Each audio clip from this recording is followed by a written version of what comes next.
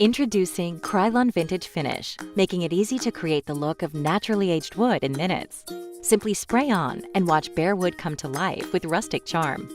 For this project, start with a bare wood table. We will use Krylon Vintage Finish in barn wood, giving the table a warm, inviting red tone, and pair it with Krylon Chalky Finish in Untitled Blue.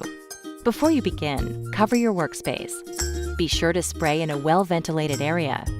Next, gather your supplies. Prior to spraying, shake the can well. Spray on scrap wood before tackling your final project to practice your desired look.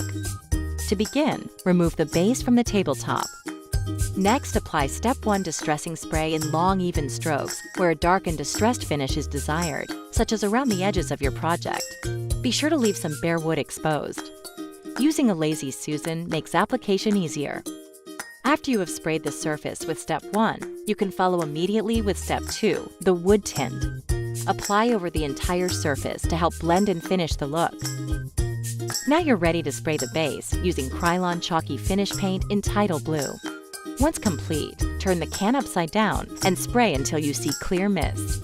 When the tabletop and base are completely dry, reassemble.